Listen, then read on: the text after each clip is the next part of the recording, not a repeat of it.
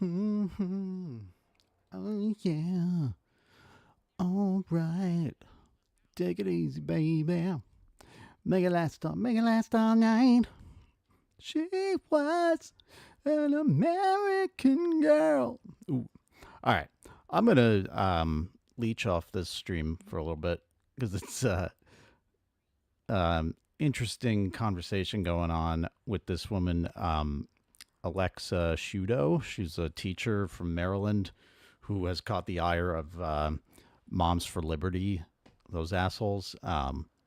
So let's just tune in, You see what go. they're talking about here. I can't believe there's actually an organization named Stop Moms for Liberty. And then Miss Hart responds, they think they are an organization. It's like 10 crazy lunatics foaming at the mouth to be in our vicinity. Trust me, no one wants to be in your vicinity. I guarantee Liz does not Nobody want wants to to be near you. I have been in a room with her 3 times. One of them was on purpose because I took her to court. Good. And the other 2 were like, oh, Kit's here. Okay. Yeah. Yeah. Well, and they stalk, so they, like to put out that suggestion that we stalk them or something. I don't know. It's some crazy they were stuff. saying stuff about because I was at the summit, the national summit. Yeah. That too. And somebody sent me a screenshot of someone responding to her because she like started coming after me again, like unprompted, like a week ago. And I don't really know what that's about, but somebody responded to her and was like, well, how about her showing up at the same place as you so much? Oh, I saw that. Stalker, like, and it's like, when you go into the public, you are opening yourselves to public exposure. Yep. How was I supposed to know she was there? Like how self-important to be like, oh, I must have been there for you. Yeah. It's the national summit. I know, bro. right? I didn't even go to. I have not been in the same room as her in her home county ever. It has always been her coming to Baltimore, and then once we both ended up in DC. Like yet again, the irony. One time I asked her to be there, and it was for court. Yep. Yeah. Are you seeking her out, or is she, in her delusional mind, thinking that she's defending a vague concept of children by going to you and attacking you, but then claiming you're seeking her out? Again, the hypocrisy, the megalomania, the sense of self-entitlement, self-importance, the belief that they're on the right side when they are the bullies. It's so true. And I have to say, because this podcast is called The Voice of Reason, and I am often the voice of reason in a lot of these things. True. And I have to say that I have full support for parent rights. And if there is a parent that disagrees with the teacher or is concerned about a teacher, follow the correct process. Go and lodge a complaint. Speak to the principal. Speak, of course, first to the teacher, which none of these people that attack seem to want to do. Oh, hey. So they want to talk to me. I'm nice. Yeah, they need to. I don't agree. I don't buy the fucking parents' rights bullshit. You live in a society, and for the most part, you need to fucking first of all, homeschooling and private school, get rid of them. Get rid of them. Totally fucking get rid of them. I said that once, and someone was like, oh, so I guess you want kids to get shot up in public school. I was like, no, we could do something about that too, but you fuck, you asshole. Do I have to say everything I believe in one sentence if I ever want to mention any of it? But anyway, I don't buy this shit. This is someone who, I don't know if they're probably liberals or centrists or whatever the hell. Founder of Stop Moms for Liberty, co-creator of The Voice of Reason. That's this show. Co-creator of The Voice of Reason, radical left thug. That might be like an ironic thing. Yeah, these people are liberals. And I don't buy into that shit. We're not meeting fascists halfway. All right? If there's some like real reason we can come up with that, like, would be valid for people to take their kids out of a certain lesson or whatever, then maybe we can address it case by case. But like, no, none of this. Like, well, if you don't want your kids learning about slavery, then you can just take them. No, fuck you. Sorry, not happening. I'm an authoritarian leftist. That's how it goes. Exercise their parental rights, and they don't. Instead, they go on this attack.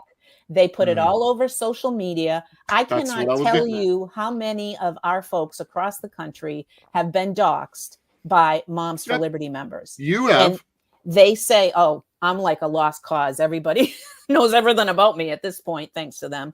But, we had one incident at the very founding of our group where one of our members posted one of their membership lists.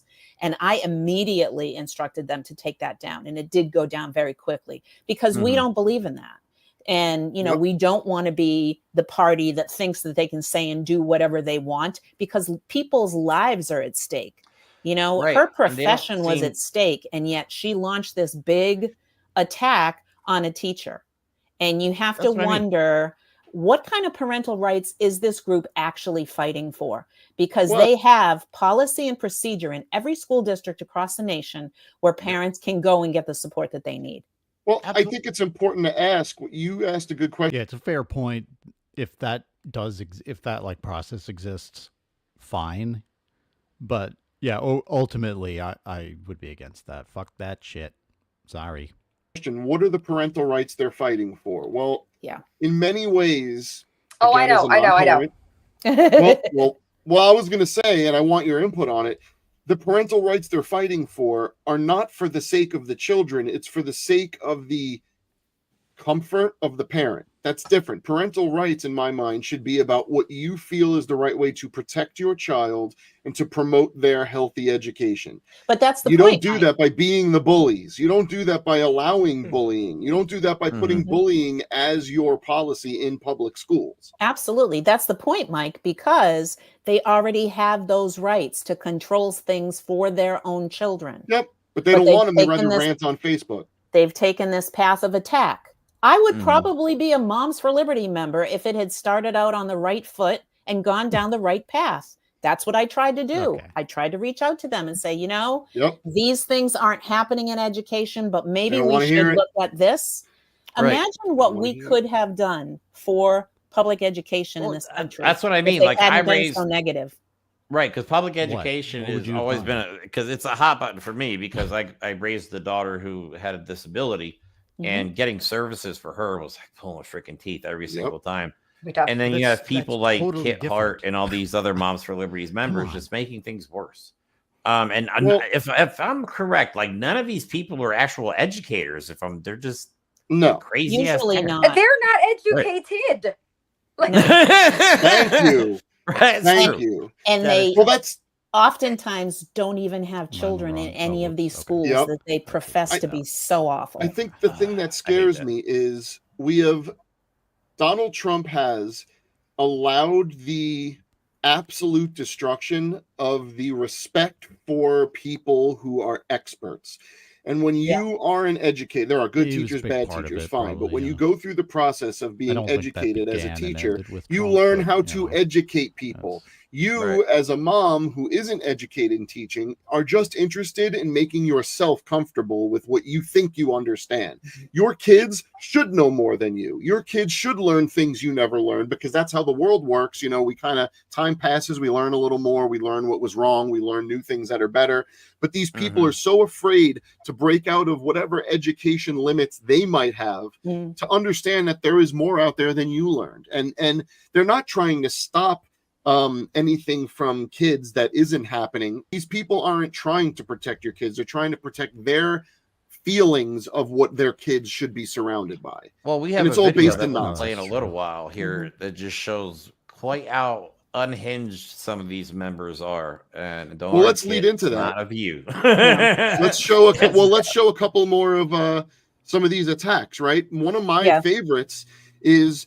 We're for parental rights, right? That's what people like Kit Hart say. Well, let's do a little journey into what she really thinks about parental rights, because We have posts where she's telling you that you shouldn't feed your kid a certain way, but then is upset when people are trying to feed kids. So it all starts with this.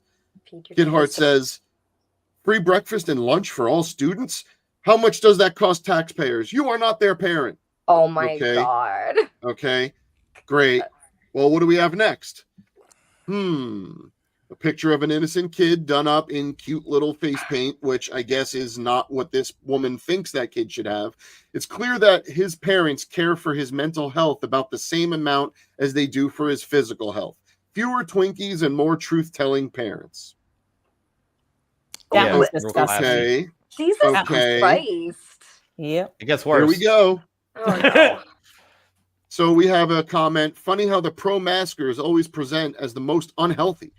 If we're that concerned, we should be taking care of our immune systems. COVID is going right through that fabric mask. Kid Hart says, exactly.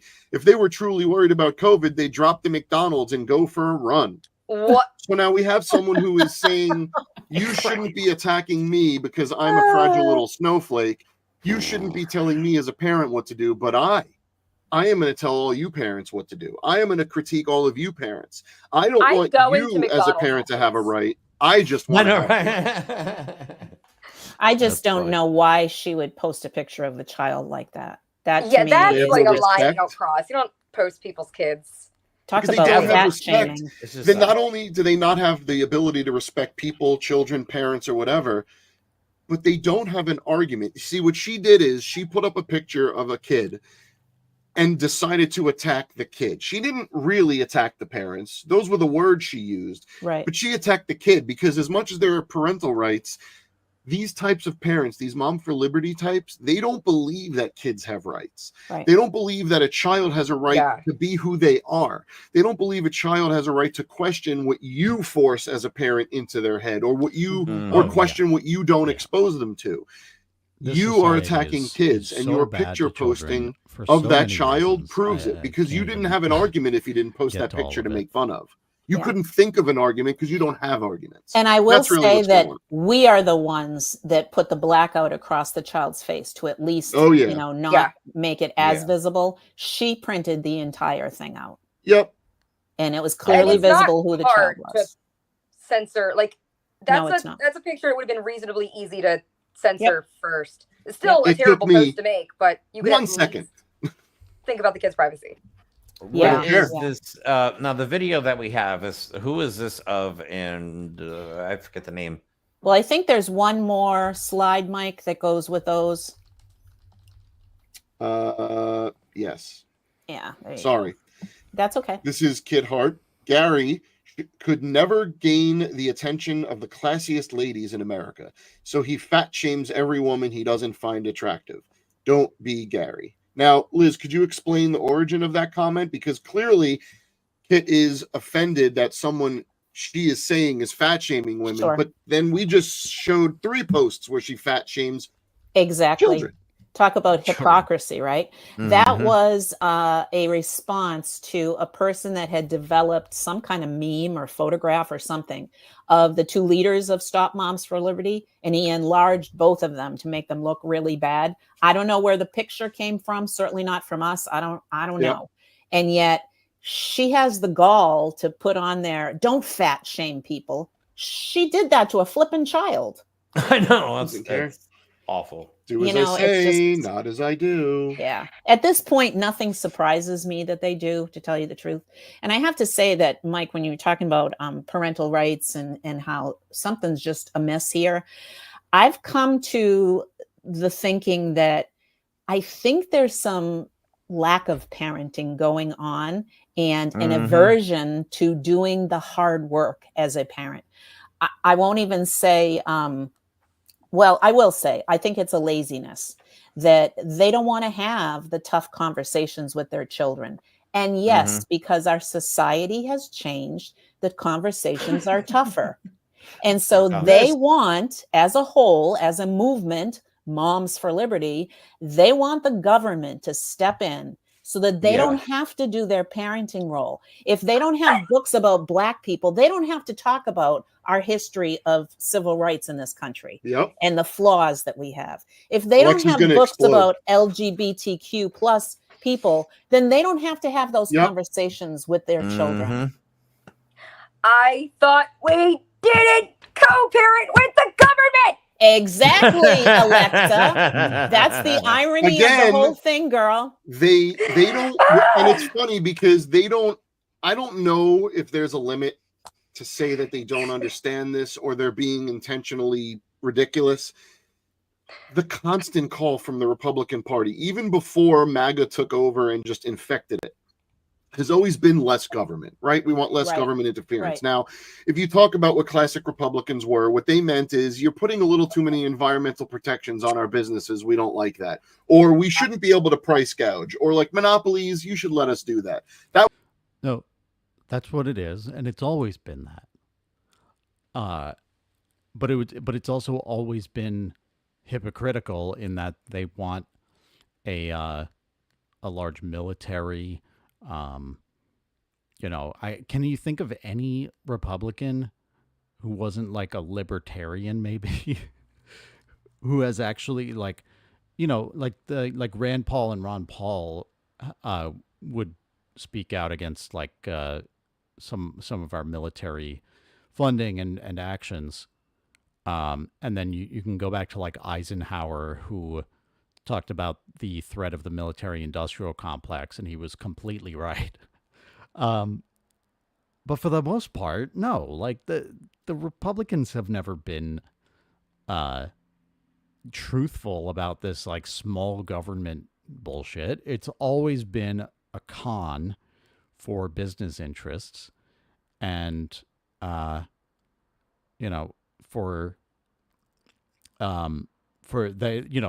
always wanted powerful military and police force. Just not, for them. It's just this idea is so stupid. Like, I don't know, just maybe Republicans weren't always like totally anti-public education. But it was really more a matter of opportunity. In mid 20th century, you couldn't be anti-public education. It just wasn't the environment we were in. But,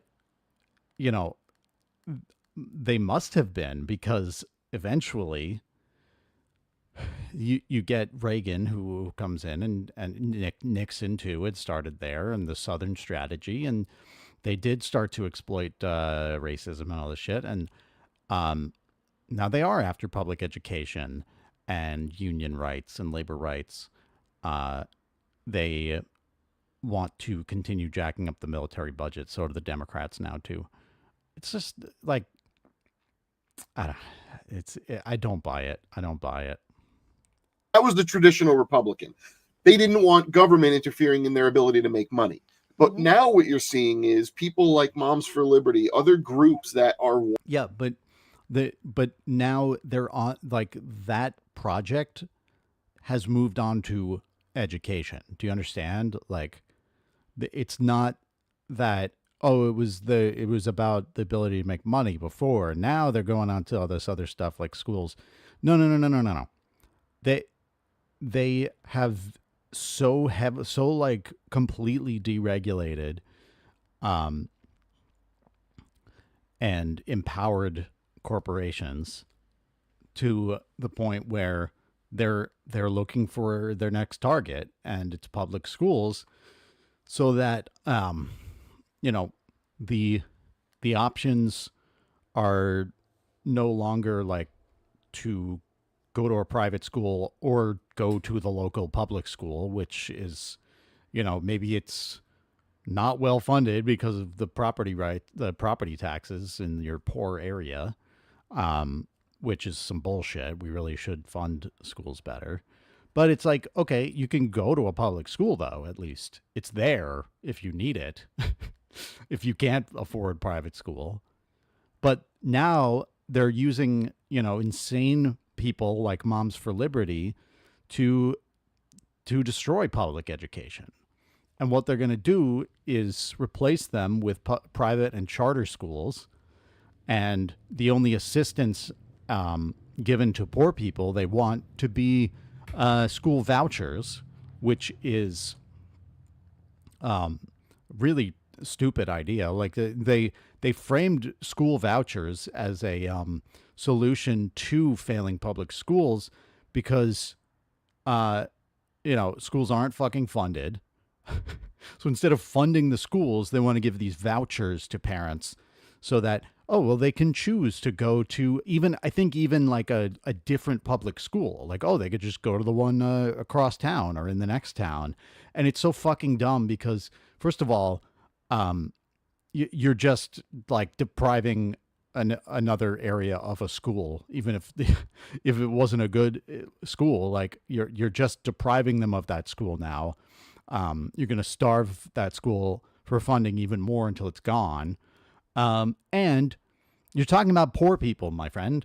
You're going to fucking just give them a voucher and they can just drive their kid across town to the school, right? Like, no, they have 3 jobs, fucker. Like, some of them don't have a car. Like, what are you talking about? It's so stupid. But this is, make no mistake, it's the same project. It's just moved on to a new target. But when you're a liberal, everything exists in a vacuum.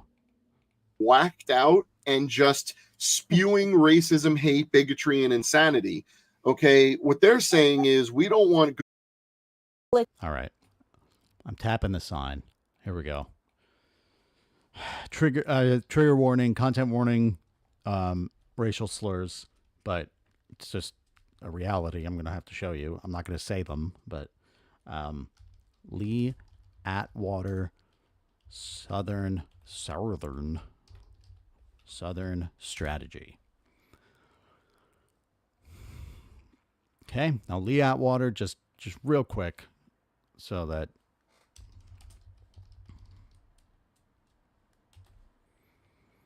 we know who he is.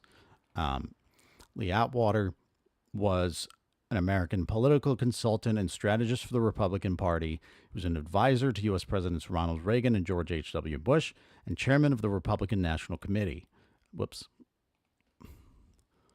Atwater aroused controversy through his aggressive campaign tactics, especially the Southern Strategy. And he's going to explain this in the clip when he thought he was off the record. But yeah, the Southern Strategy was the Republican Party electoral strategy to increase political support among white voters in the South by appealing to racism against African Americans. All right, so that's, very basic. That's who Lisa Atwater, Lee Atwater was. And fuck, did I? Okay, here we go. Here we go.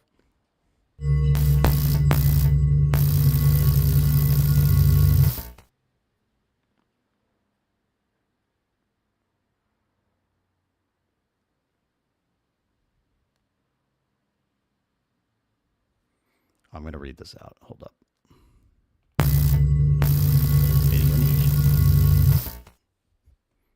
In 1981, the legendarily brutal campaign consultant Lee Atwater was working in Ronald Reagan's White House when he was interviewed by Alexander Lamis.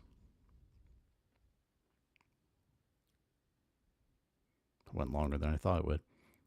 In this audio, made public for the first time ever in, 11 years ago in 2013, Atwater lays out how Republicans can win the vote of racists without sounding racist themselves.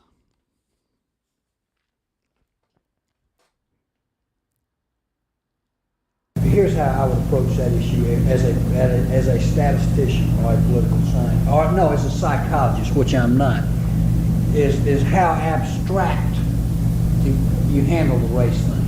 In other words, you start out and now y'all. How abstract you handle the race thing. Subtitles are bad. Quote me. All right, I won't hear it. You start out in 1954 by saying nigger, nigger, nigger. By 1968, you can't say nigger. That hurts your backfire. So you say stuff like poor. These subtitles are so bad, and the audio is so bad. Oh my god. He said you start out in 1954 by saying N-word, N-word, N-word. by 1968, you can't say the N-word. That hurts you. It backfires. That's what it was supposed to be said. Busing, states' rights and all that stuff. States' rights. And you're getting so abstract now. You're talking about cutting taxes and all of these things you're talking about are totally economic things, and the byproduct of them is blacks get hurt worse than whites. And that the byproduct is that blacks get hurt worse than whites. Subconsciously, maybe that is part of it. I'm not saying that, but I'm saying that if it is getting that abstract and that coded, that we're doing away with the racial problem one way or the other. You follow me?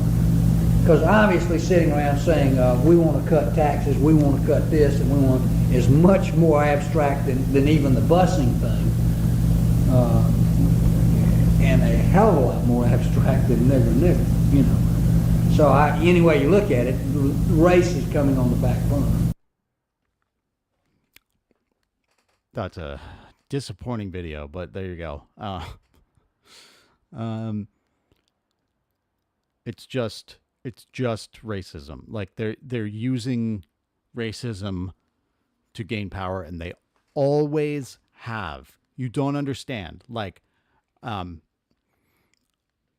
know, the Republican Party loves to talk about being the party of Lincoln. After Lincoln, the Republican Party became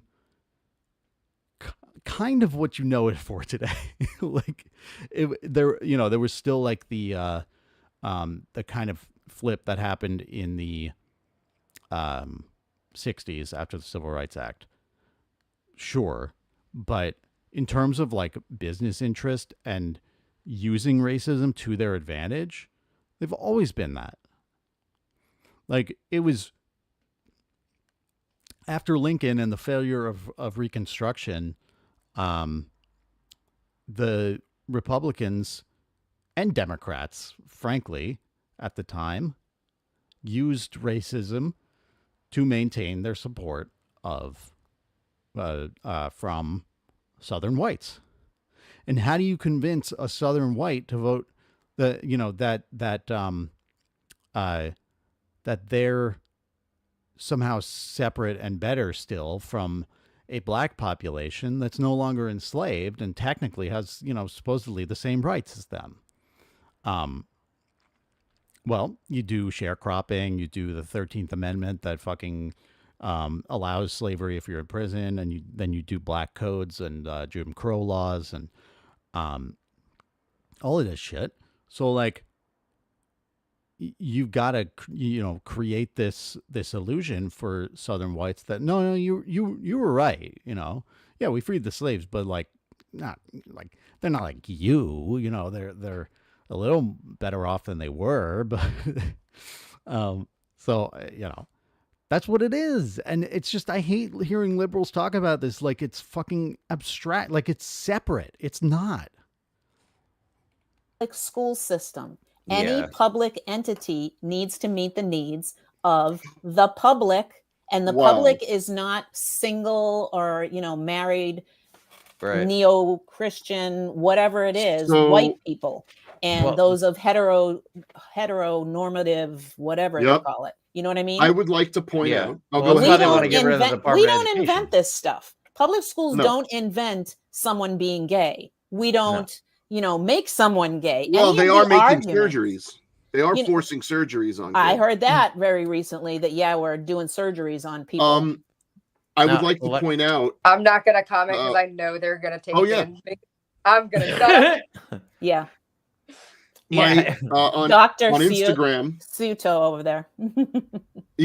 On Instagram, my very favorite aunt, who has previously spent much time calling the Trump White House at the time and telling him how much he sucked. He actually had the White House and I believe Mitch McConnell's office number on speed dial. Oh, that's hilarious. She just said, to them, it isn't about creating solutions. It's about I hope he means that. Like it's on like a landline speed dial, not even in your cell phone. That's some grandma shit. Meet the needs of the public, Right. neo-Christian, whatever they call it. You know what I mean? I would like to point out. I'll go ahead. They want to get rid of the Department of Education. Point out. I'm not gonna comment because I know they're gonna take it. I'm gonna shut up. Yeah. On Dr. on Instagram, Suto over there. Yeah, on Instagram, my very favorite aunt, who has previously spent much time calling the Trump White House at the time and telling him how much he sucked. He actually had the White House and I believe Mitch McConnell's office number on speed dial. Oh, that's hilarious. She just said, to them, it isn't about creating solutions; it's about creating problems and all the feelings they bring. We heard up. that. Now, G, yeah. It's almost like we have a segue into something else here that this one I think is incredibly important. Liz, do you want to talk about this a little bit? Oh, yes. I love this one. Yes, let's absolutely. Go. And for everyone watching, sorry for the small print. I will read as necessary. Yeah, we have a good connection with Fostering Unity, who was the producer of these slides here. I think you split up what they did. Yeah, it's one slide. It's kind of boring, to be honest. I'm going to leave it there. Let's talk about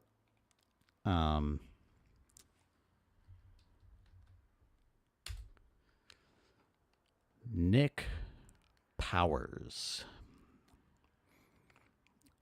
I don't know if you're familiar. Oops. I'll listen to Lolo first. Some of you is going to sound absolutely insane, and I hope that you hear me out. And this is about the upcoming election, and this is about America.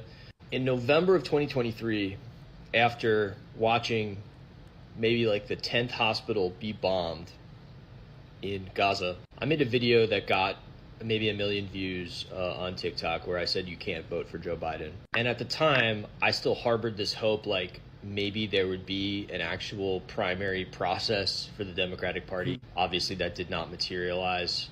And now we are here with the walking corpse that is Joe Biden. And finally, people have come to reality, even though many of us have been saying that for a long time. But now we're here, okay? We're here. I have not once ever used my platform to tell people not to vote in elections because there's down ballot stuff that actually impacts your day-to-day life. And I do think that our world could be different if younger people voted in bigger numbers. That's just like a fact that young people don't fucking vote. So I do think you should always vote. I'm going to be honest. I'm not going to tell you how to vote because how the fuck, in all seriousness, am I going to say to somebody who witnessed like their relatives be evaporated that they gotta like be the bigger person about a fucking genocide? I'm just not even doing that, you know?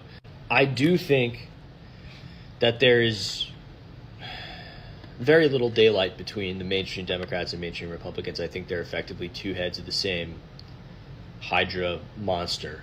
And everything that has been done, even in the Biden administration, has the trappings of fascism. And like it's like building the infrastructure for fascism, right? Supreme Court of the United States just gave the president carte blanche to do basically whatever the president. All right, this is retreading some stuff, but that Nick Powers guy. Okay, so here's my thing with Nick Powers, and I hope to make like a more coherent, like I'm going to plan out a bit of a response to this to make my own video. But the thing about Nick, I like him for the most part. So he's a smart guy. Like he's good with numbers and stats and facts. So I think he's great when he sticks to that. When he talks about how like, no, this green MAGA, like this policy's good. Look at the fucking number, whatever. Like, you know, he's a smart guy. He started talking about the election recently, and I think he sounds kind of out of his depth, if I dare say. And I I hate I don't know if I can explain this. I hate the way that he talks about the election. So let me just try to find this. They're both I think this is it.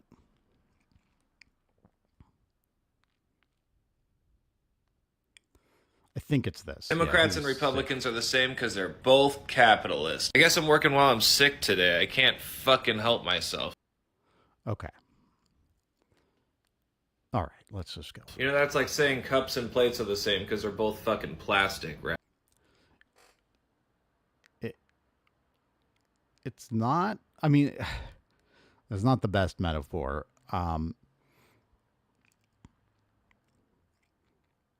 The problem is, I'll let him finish his metaphor too, but like cups and plates do different things. They serve different purposes.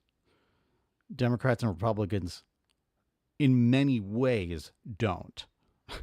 So here.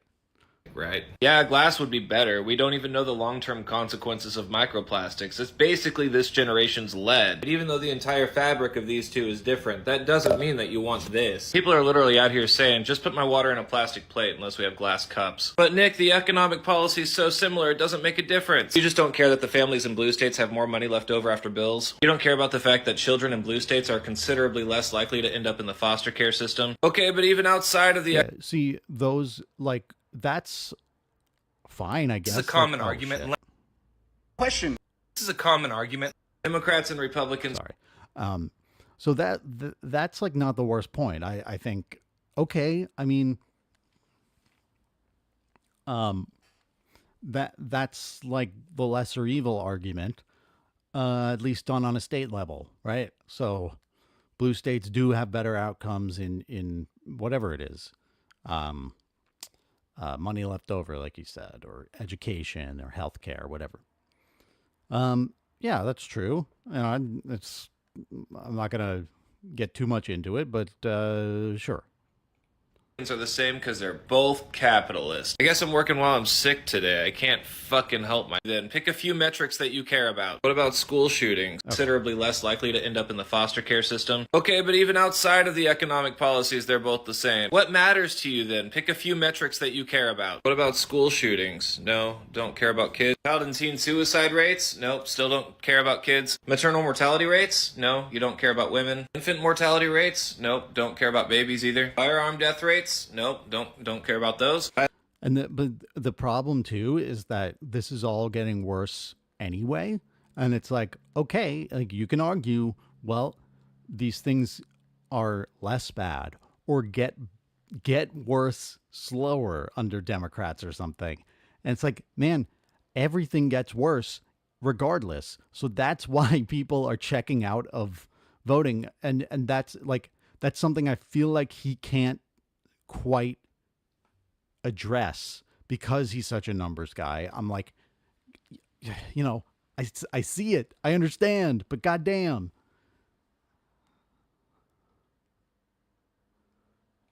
Violent crime rates? Nope, just don't care about life in general. You know the expression good is the enemy of great? Well, yeah, that's actually from a capitalist book. You know, a book that tells you how to succeed in capitalism. If you believe that we should shove away the good until we can get to the great, then you're literally buying into capitalist propaganda. I got the...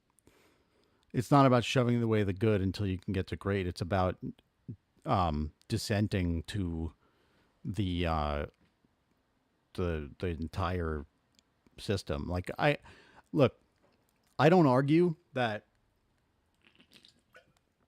like, I'm under no illusions that not voting or not voting for Democrats is like going to accomplish something immediate.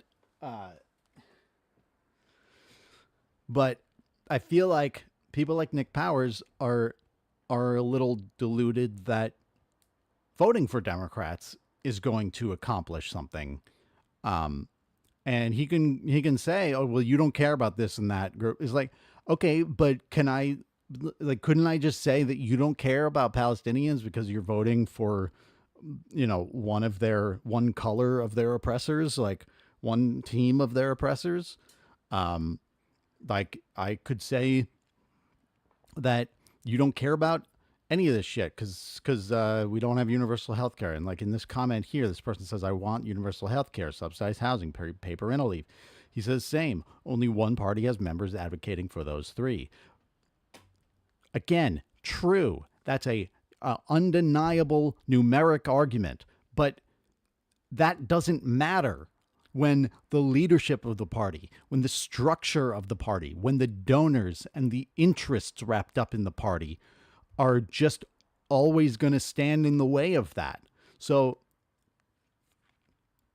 if we, it's great for him to say, I'm not a capitalist. I hate this shit too. But like, okay, so what are you doing? Are you just looking at these metrics where you can say like, look, fewer gun deaths in Democratic Party states? Okay, we're still not addressing like the cause of gun violence, which still happens a lot in Democratic states. It's just better. It's just not as bad as Republican states. Okay, so what are we gonna, so it's like, even in voting for the Democrats, because I believe we get more radicalization to the left under Democratic Party presidents. Okay, I could make that argument for you about why you should vote for Democrats for that reason, because it demonstrates the contradictions and failings of capitalism to people like Republicans. Trump has a fan base that never goes away. But people are just scared. Like liberals are just scared under Republicans. They just, cower in fear. Under Democrats, at least some of us, at least some liberals, find their way to the left, find their way to socialism because they see it. Because if you're truly a smart and analytic guy, like I think Nick Powers is, you look and you see that.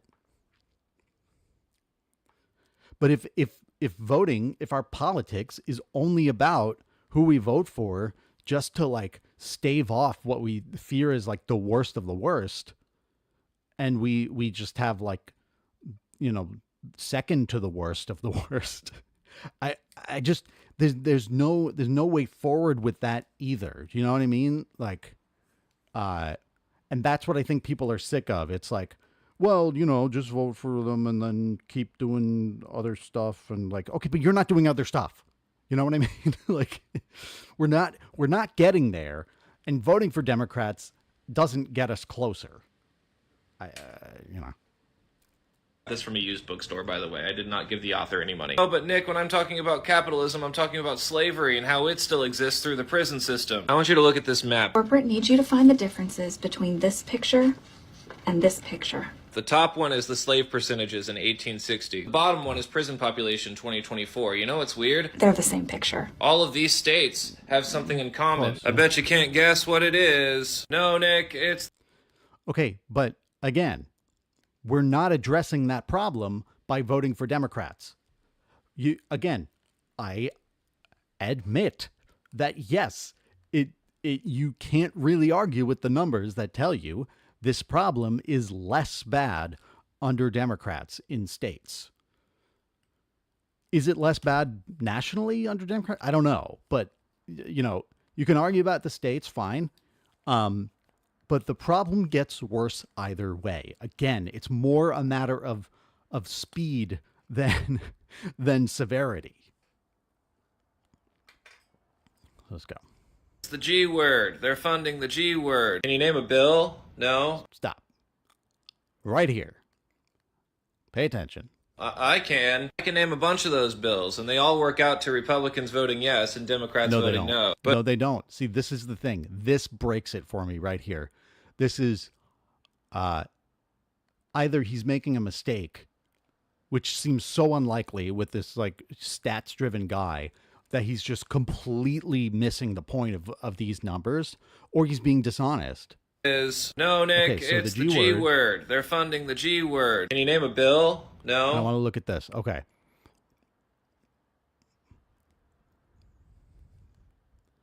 Yep. Okay. This is the one. Israel Security Supplemental Appropriations Act. And does he have the date on this? February 6th, 2024. So the votes are yay 250, nay 180, and he's going to show you I can name party. A bunch of those bills. Right. So 204 for Republican, 160 or 204 yay for Republican, only 46 yay for Democrats, 166 nay. So that seems pretty stark, right? Let's look up the Israel Supplemental. I hope I remember the name. Israel Supplemental Security. What the fuck was it called? My brain just like doesn't work. And they all work out to Republicans voting yes and Democrats voting no. But Nick, I don't believe you. And go fucking look them up. All of these states, they're funding the G word. Can you name a bill? No. Israel Security Supplemental Appropriations Act. Oh my God.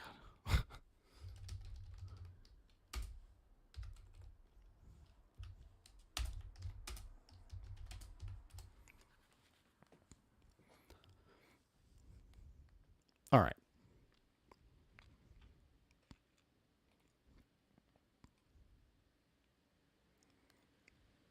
That failed house. That must be a different one.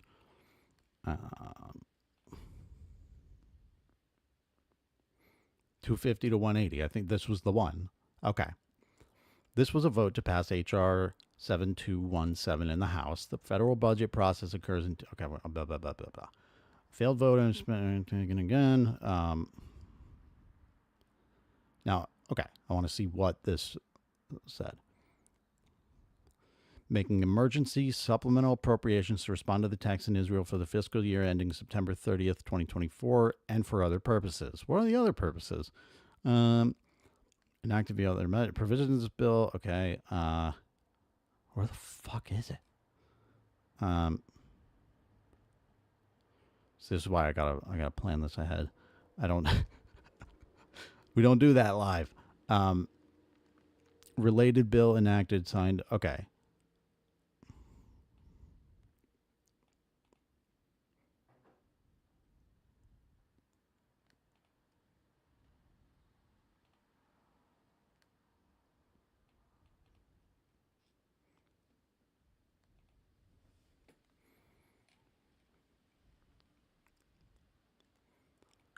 I hate this. I can't fucking find anything.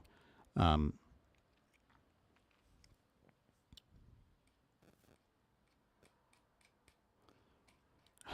find the part that describes this fucking bill. It's so annoying. It's so hard to find this information. I have it. Okay, I have it open on my phone. I'm just gonna send it to myself.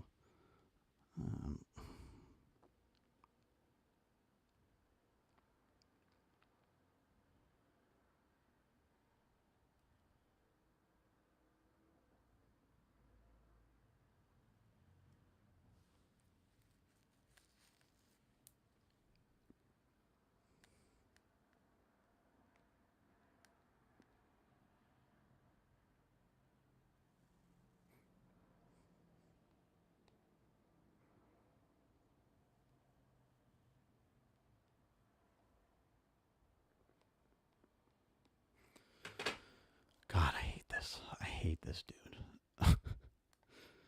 Who budget process?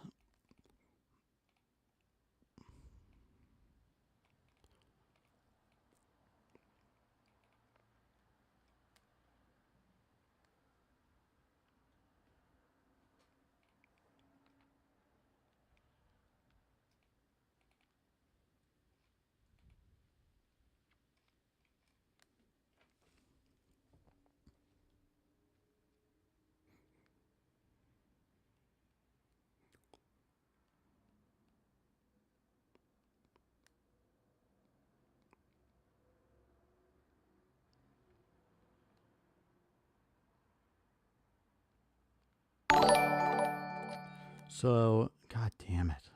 I gotta find this.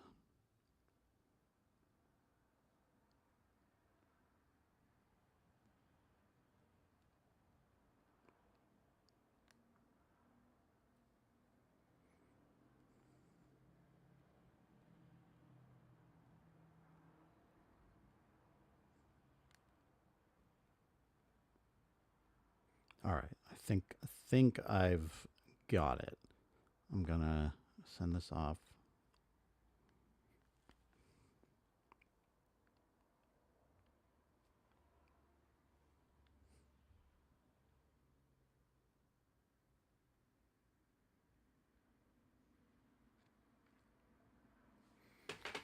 Jesus.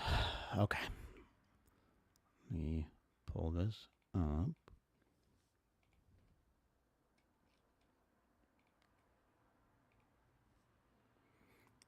Hey, thanks for watching. Thanks for subscribing, Adam.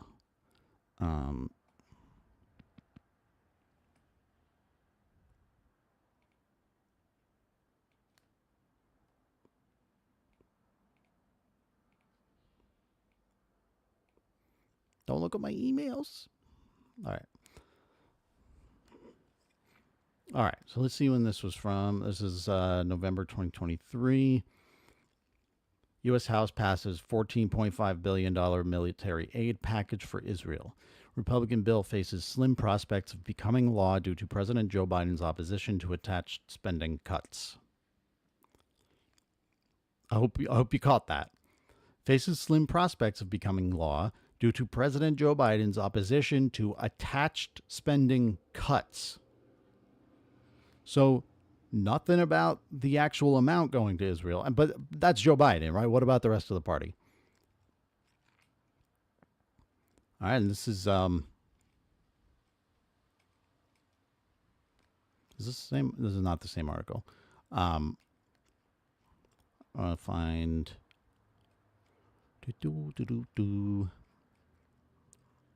Here. Yep, this is the one about that we just read.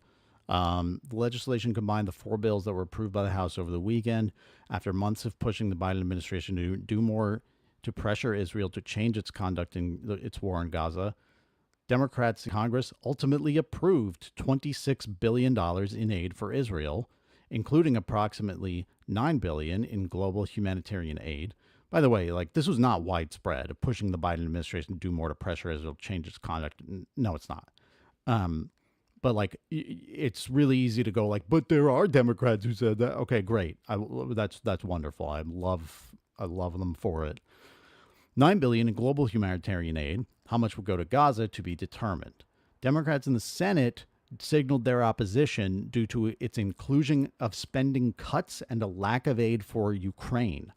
So they were against, and you feel about spending cuts and lack of aid for Ukraine however you want, but the Democrats were opposed because of spending cuts and a lack of aid for Ukraine.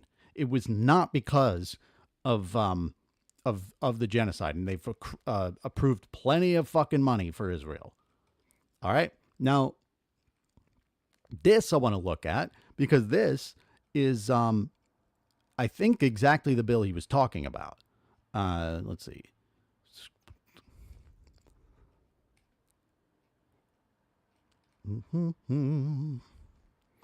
How each senator voted. Okay, and this is something, and then this is the National Security Supplemental, right? Republicans, yay, 193. Democratic,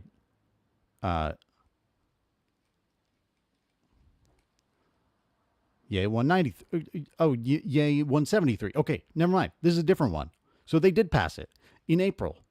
He's talking about February. Oh, look, they didn't pass something in February. Great. They passed it in April with overwhelming Democratic Party support.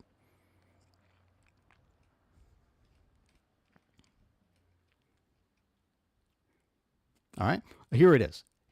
Finally, I fucking found it. Okay. Israel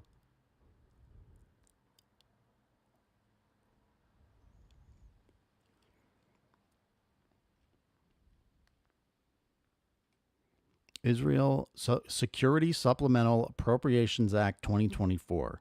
Yay and nay. The funding passed with the support of 46 Democrats, 31 Republicans, and 2 independents. All right.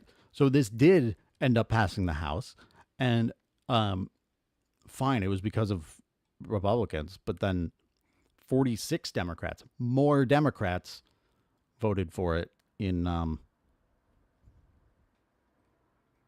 Is this the Senate?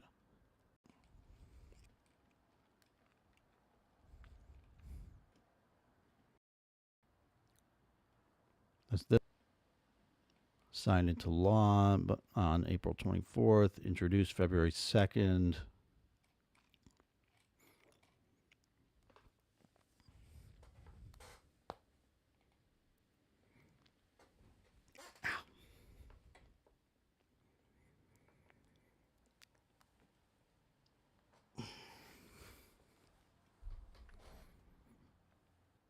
Details.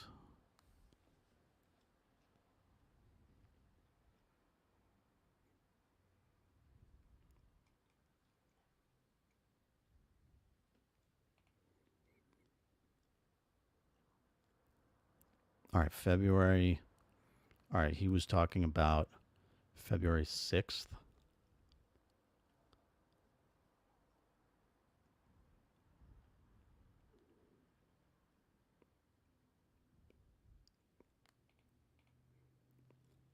What happened February 6th? There's 7th, February 7th. What was this?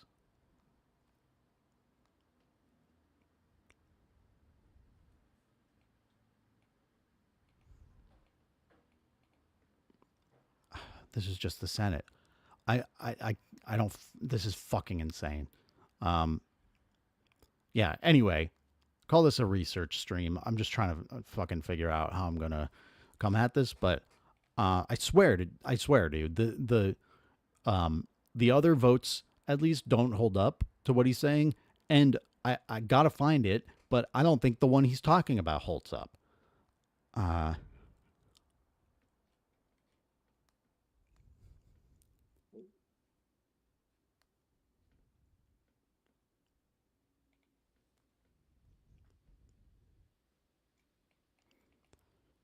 Okay, sponsor and status.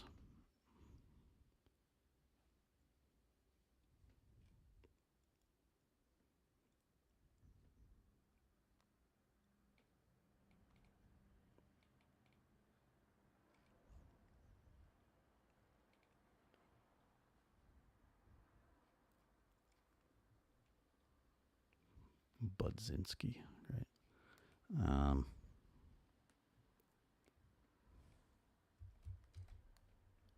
HR 815.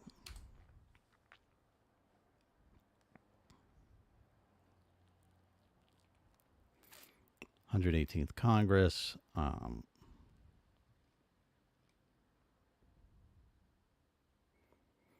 actions, co-sponsor committee, related bills.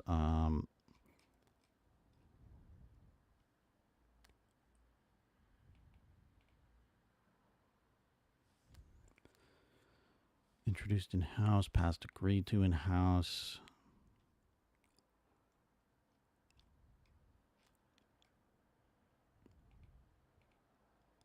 Roll call votes. Okay.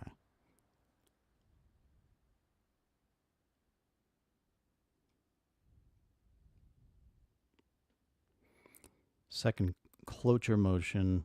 That's December.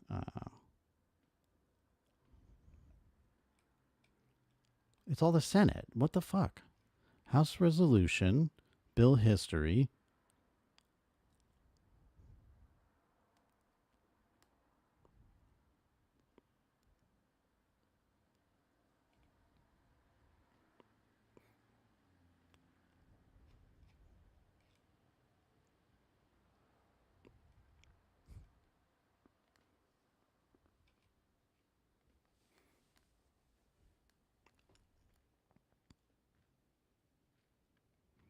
I mean, there's got to be one. He fucking showed it here. I can name a bunch of those bills, and they all. Clerk, House of Representatives. What the fuck is this website?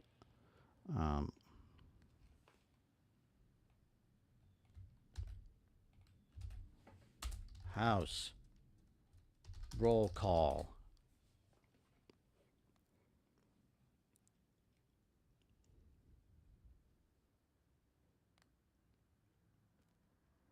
Office of the Clerk.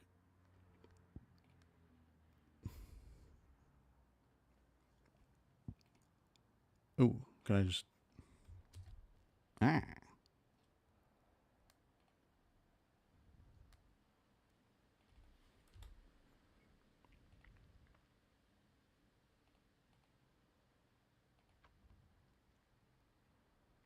Fuck.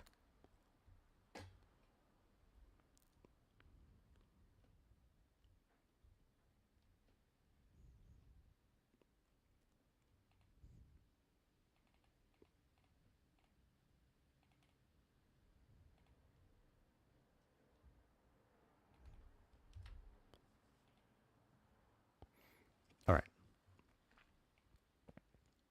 This is it, right? Yay 250, nay 180. Okay. And this failed, interestingly, even though it got more yay votes. It's 166. Why is that? All right, so it was HR 7217 when first introduced in the House.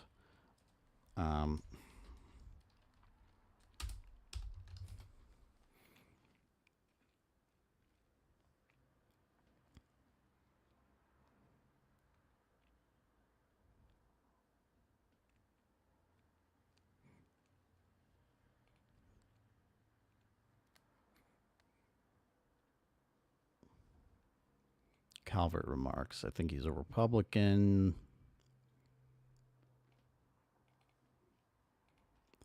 Unfortunately, the situation in the Middle East continues to deteriorate. Houthis have launched dozens of missiles. Great. Foreign positions. Great.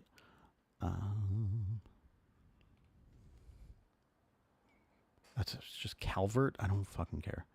All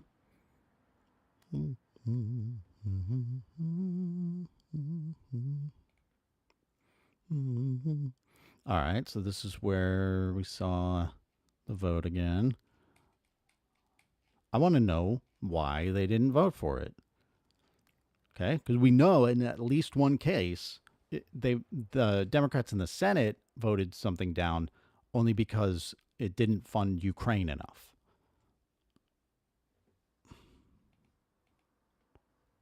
Suspension of the rules, which is usually used to pass non-controversial bills.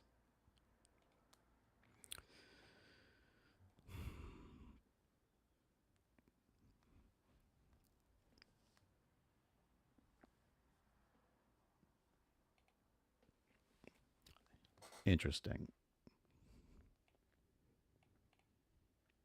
Statement of administration policy. So this is from the president. Yeah.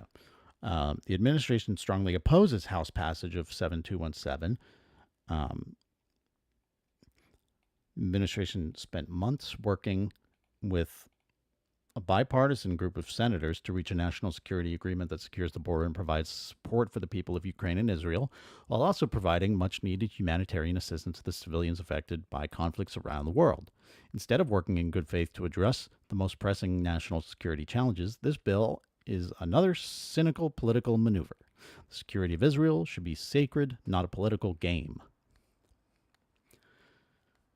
All right, so here's the leader of the party, Joe Biden, and this is probably why the House voted against it. Right? It's because of this. It's not because they think Israel's wrong. All right? They've given plenty of fucking funding and military aid to Israel. The Democrats, enthusiastically, and denies humanitarian assistance to Palestinian civilians, which was never effectively delivered by Democrats. That's fucking bullshit.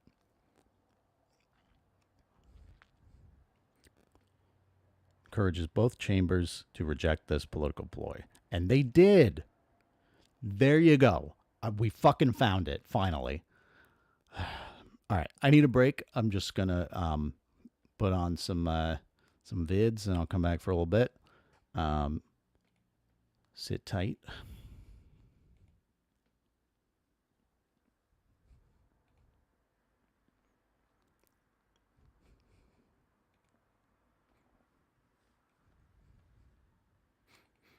Here, a little parental for you. Can't hear. Okay, I wondered who that man was creeping up like that. Okay. Can you hear me better now? Is it all right? That seems to be out of range, actually.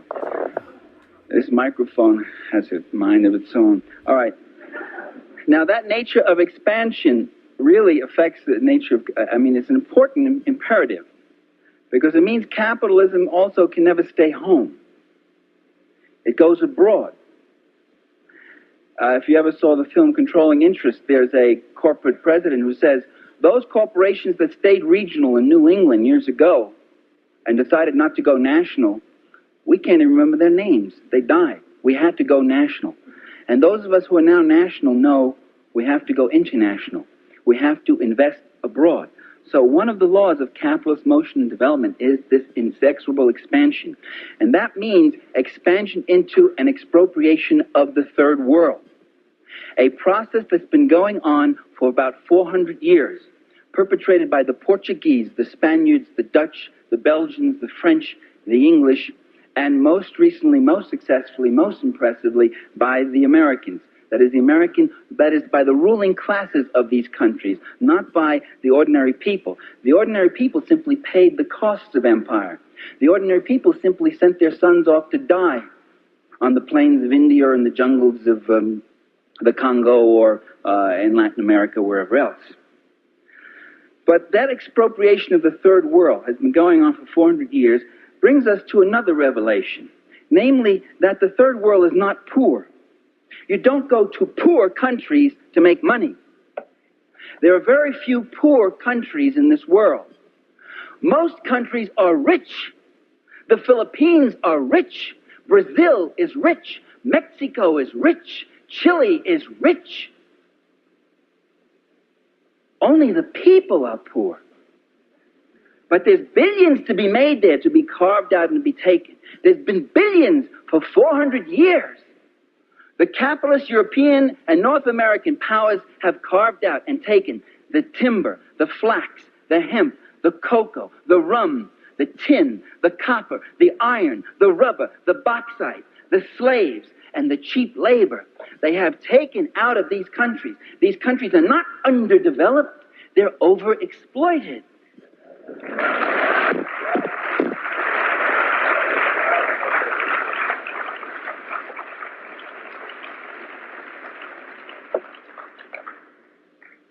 One of the countries that had a great deal of Western capital in it was Tsarist Russia. Mostly English, French, some German, some American, including one Herbert Hoover, who with Leslie Urquhart, famous British millionaire, owned the Russo-Asiatic Corporation, which, if the Russian Revolution hadn't happened, Herbert Hoover would have been one of the richest men in the world. And years later, when he was President of the United States in 1931, when 1/3 of this country was unemployed, when people didn't have enough to eat, when people were driven to the edge of desperation, President Herbert Hoover said to the San Francisco Examiner, he said, "My greatest ambition in life is to see the overthrow of Bolshevism in Russia." There came, with the Russian Revolution, a break in the fabric of international capitalist history. There now was a country where the unwashed, where the workers of Petrograd and Moscow were actually taking over, where they were actually taking over the land, the labor, the technology, and the resources of their country, where communists were coming in to power.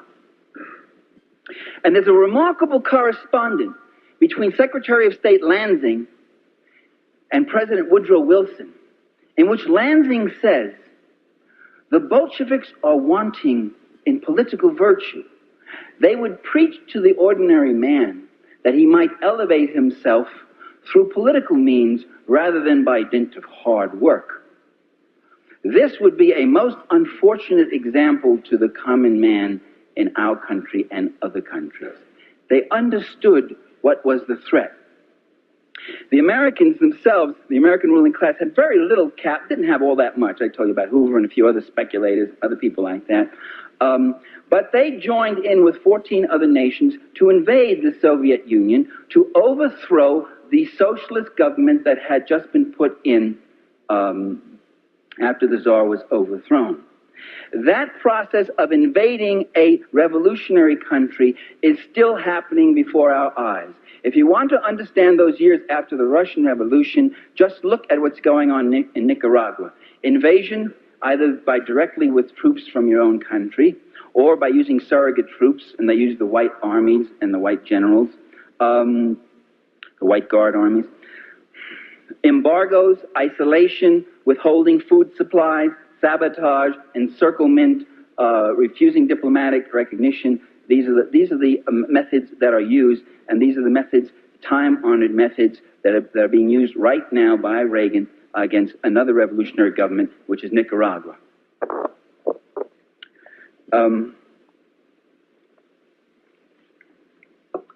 That process, this water has ice cubes in it that float right down your throat. That process of encirclement. On the eve of World War II, foreign minister of the Soviet Union named Litanov went to, did I pronounce his name correctly? No, I can't say it that way. Went to the Western powers and called for an alliance with England, the United States, and France against Nazi Germany. And that if the Germans attacked Czechoslovakia, they would all join in, or attack Poland, or attack anybody, that all the powers would join in to fight Hitler and contain him. The Western allies refused those overtures from the Soviet Union.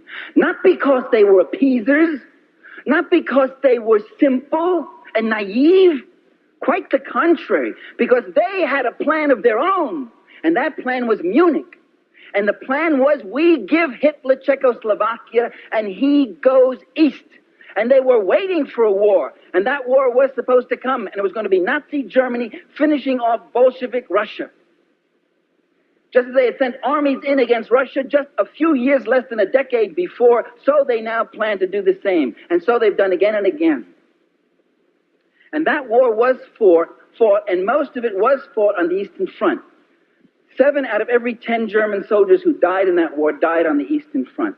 The scale of fighting was enormous. The battles of Kursk, Stalingrad, the Battle of Berlin. There's nothing like it that happened in the Western theater, in the Western Front. The Battle of Berlin, you saw 2 million German soldiers against 3.5 million attacking Soviet soldiers. The losses were stupendous. But at the end of that war, the Soviet Union emerged as a major power. Very weakened, very much weakened, having lost most of its industries west of the Urals, having lost 20 million people. Most of its transportation, by the way, at that time was still by horse or oxen in most areas for most of its population. But it still had the Red Army. And yet it was not an army that had any intention of marching through Europe. Although that was a NATO myth that was cultivated at the time. And there's an interesting set of documents that just came out in the American Historical Review, which point out now that the West and the State Department never really believed that the Soviets were going to invade Western Europe. That was a myth which they consciously propagated. They knew that after an exhausting war, the last thing the Russian people would ever go for, or the Russian leaders themselves would ever go for, was another war. There was no sense, they had no interest in such a war. The war they fought against Germany was defensive, and they wanted to rebuild their country. That was a myth that was consciously propagated, that if we don't stop them, if we don't build NATO, if we don't double, triple, quadruple our defense forces, the Ruskies will be marching under the Arc de Triomphe. The point of all of what I've said so far is just to point out to you that the Cold War did not begin in 1947, but it began in 1917. That the Cold War has been going on even before the Russian Revolution, in the sense that the U.S. has been consciously, and other Western countries have been consciously suppressing any kind of revolutionary forces. When Ronald Reagan says that we've got to stop the Sandinistas and overthrow them because they are an extension of Soviet power, we might ask ourselves, we've been in Nicaragua 11 times, and at least 5 of those times there was no Soviet Union. We've invaded Costa Rica, we've invaded Haiti, we've invaded Mexico, and there wasn't the Soviet Union. We invaded these countries long before there was a Soviet Union. It's not that they're surrogates of the USSR, but that they are developing revolutionary movements which will bring a competing social order, one that will use the land, the labor, the resources, technology, and capital in a different way for social need, communally, for nonprofit, public sector development, rather than for private capital accumulation. This would mean the death of capitalism, of that class with its power and privileges, with life as they love it, and hold it, and will fight tooth and nail to defend it. As Mrs. Bush said, we enjoy our wealth. The U.S. empire at the end of World War II replaced Britain. The Brits were eased out of Iran. British oil companies were replaced by American oil companies. British sugar companies in Honduras were eased out by American sugar companies. And America also picked up the tab.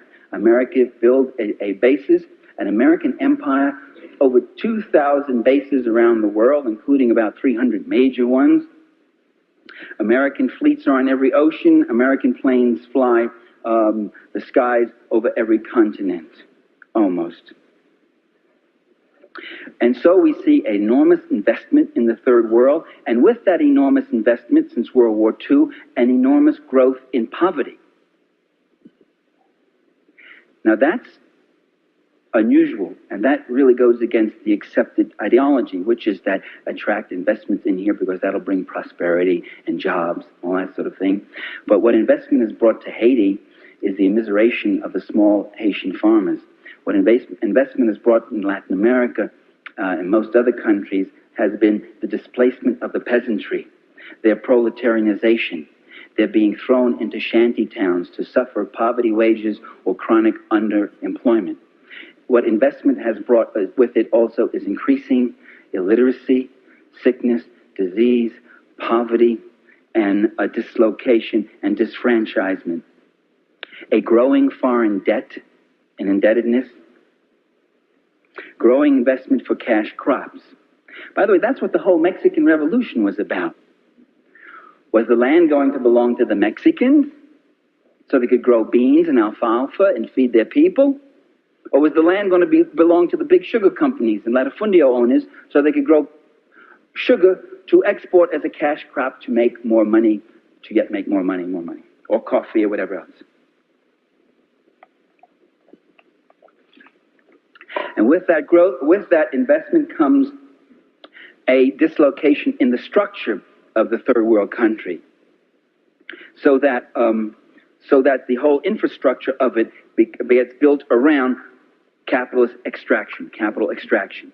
The economist Ray Brown, when he went to Cuba before the revolution, it was in 1958, he was there about a year or so before, was impressed by how every major road he saw went from a sugar plantation to a refinery to the seaport. While there were whole communities without roads, they couldn't get to doctors, they couldn't have schools, couldn't see a priest. The sugar companies had their roads. And when you send foreign aid to those countries, 9 out of 10 of those dollars go to the country, not to defend it from foreign invasion, because Uruguay is not going to invade Bolivia, because Taiwan isn't going to be invaded by the Philippines, but they need those big armies to defend their rulers from their own people, because those people are in such a state of immiseration. So that's where our foreign aid goes. And as someone once said, foreign aid is when the poor people, that's us, of a rich country give money to the rich people of a poor country.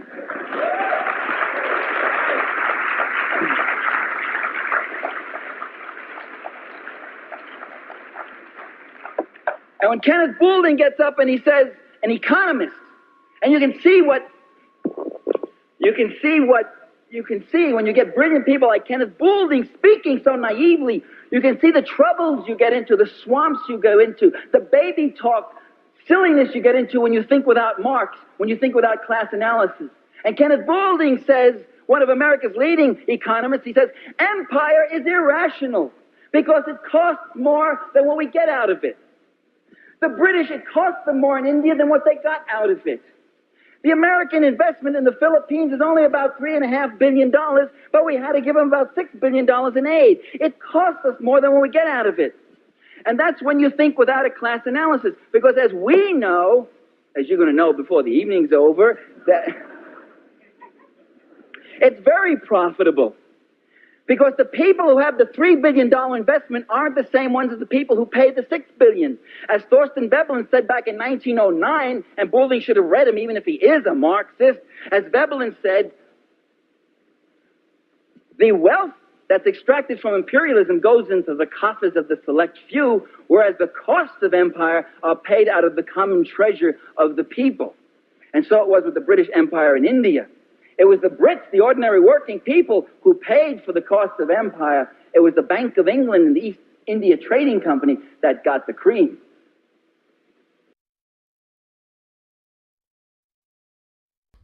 That's important. Oh my God, sorry. That's important stuff right there. You got to watch your Parenti. You got to read your Parenti. This is the Yellow Parenti speech, famous Michael Parenti speech. This gentleman right here, great historian, Marxist writer, remastered.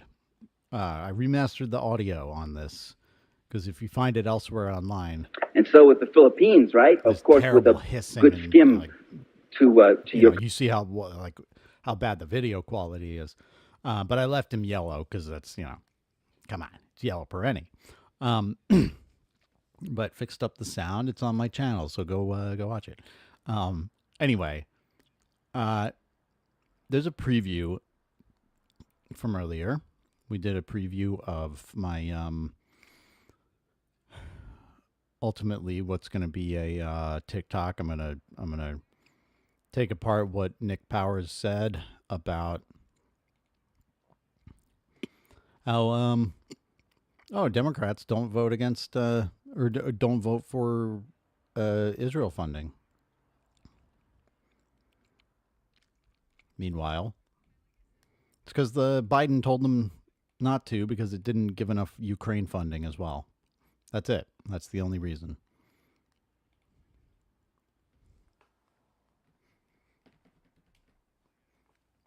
All right.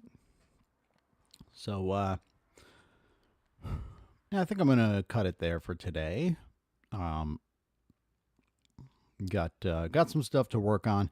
I am working on stuff for my YouTube channel besides like clips from the stream. It's just taken quite a while. I have big projects I'm working on, so stay tuned. I'll probably have clips up from today, but the other stuff, it's coming eventually.